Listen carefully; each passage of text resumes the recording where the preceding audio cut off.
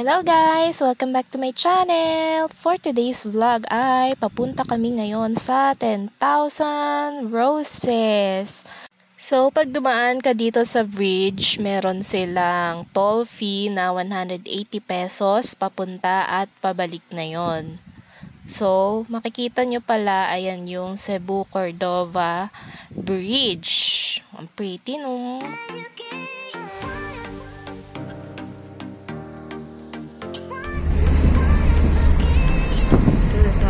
Pumasok na tayo mga bi.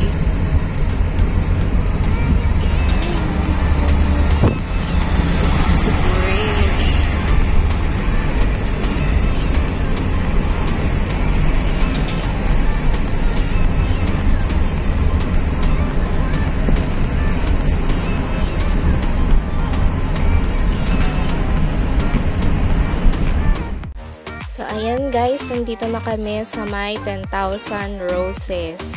Dito pala sa 10,000 Roses ay meron silang entrance fee na 20 pesos per person. Makikita nyo rin pala dito guys yung restaurant na Lantaw, yung floating na resto. Kaya lang nung time na nagpunta kami, wala nang water yun, so hindi na siya floating.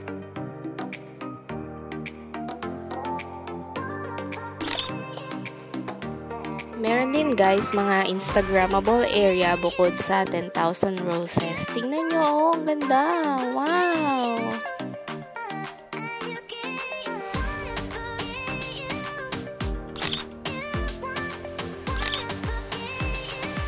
Ang 10,000 Roses guys ay mas maganda siya sa personal. So hindi nakakapagtaka na maraming mga nagpo-propose dito.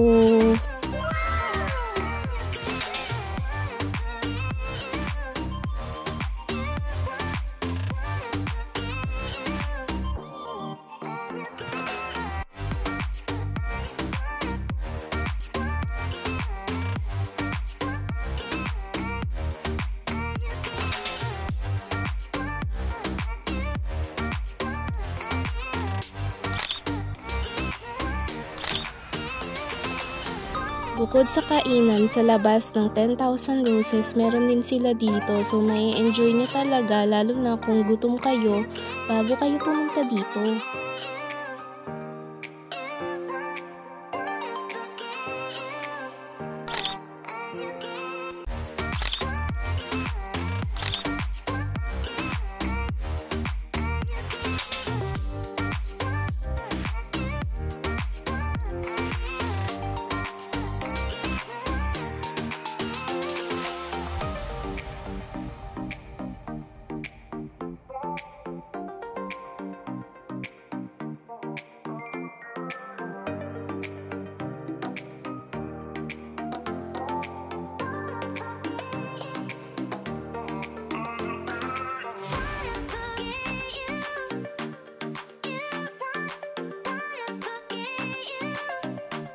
May mga waiter pala na pwede nyong i-ask na mag-take ng video na parang drone ang kuha. So, ayun, ang gagaling nila. Kuhang-kuha talaga nila yung drone.